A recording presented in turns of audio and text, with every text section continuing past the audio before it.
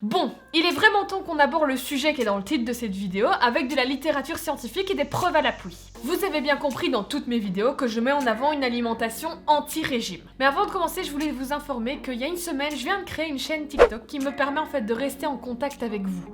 Parce que, ben voilà, les vidéos YouTube, ça me prend du temps. Et du coup, moi, ça m'ennuyait de donner des vidéos une fois de temps en temps, puis ça fait un petit coup de mou. Alors que là, grâce à TikTok, je poste plusieurs vidéos par jour, ou juste pendant 20 secondes, je vous donne des petites informations croustillantes. Vous pouvez me répondre, d'ailleurs vous êtes beaucoup à commenter les vidéos, ça fait super plaisir. Je vous réponds en commentaire, je vous réponds en vidéo et ça nous permet d'échanger et de rester ensemble le temps que les vidéos YouTube arrivent simplement sur la chaîne. Donc n'hésitez pas, venez vous abonner sur TikTok, sur Instagram aussi, c'est plaisir de se nourrir. Je suis pas très originale, mais en même temps je vais pas changer, ce serait con.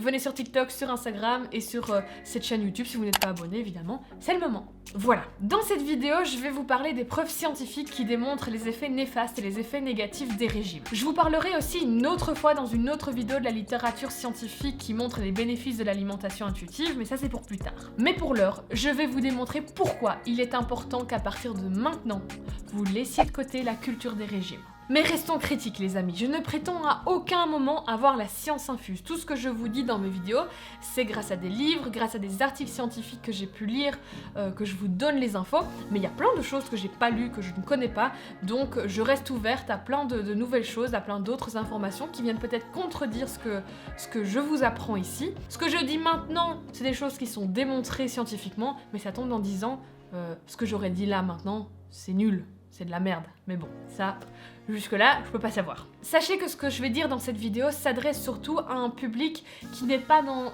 un cas d'obésité morbide, où il y a des gros problèmes de santé et où la perte de poids doit vraiment être rapide. Ici, je suis plutôt centrée sur les personnes qui sont en sous-poids, en surpoids, ou même dans un poids tout à fait normal, hein, qui n'a pas spécialement de problème de poids, mais qui a juste beaucoup de souffrance avec l'alimentation.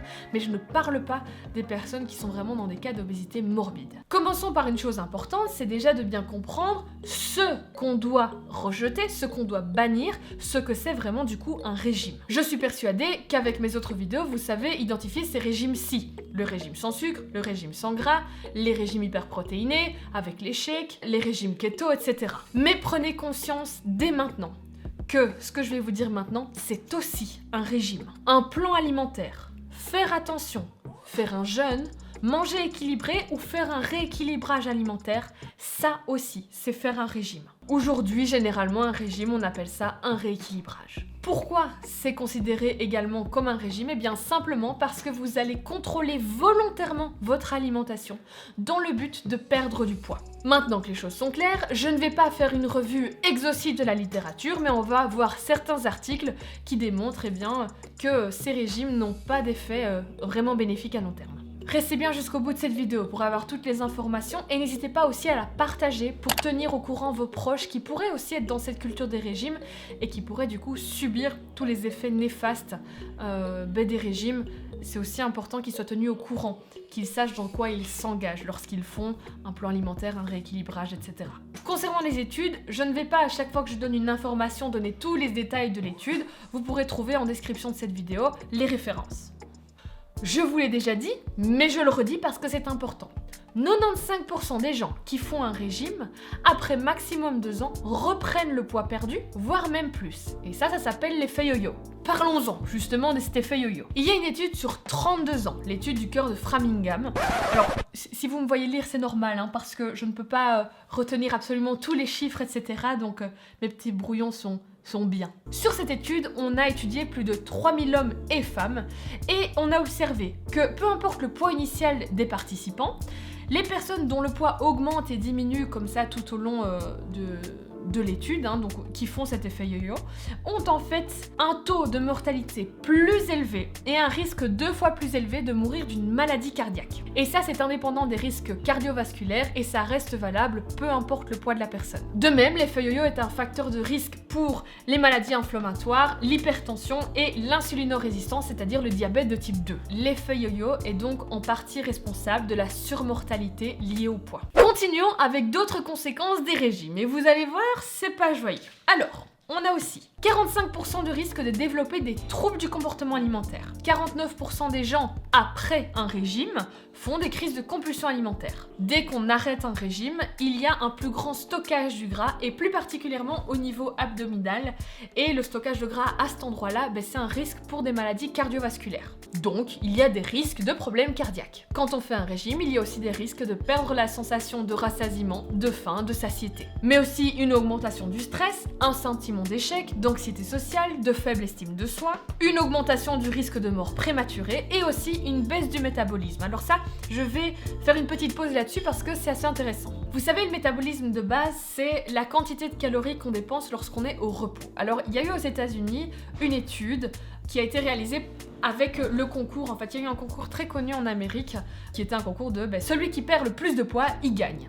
Et on a suivi ces participants qui avaient perdu du poids et on a remarqué que 6 ans après le concours, ces personnes avaient toujours un métabolisme de base extrêmement bas, c'est-à-dire de 700 calories par jour.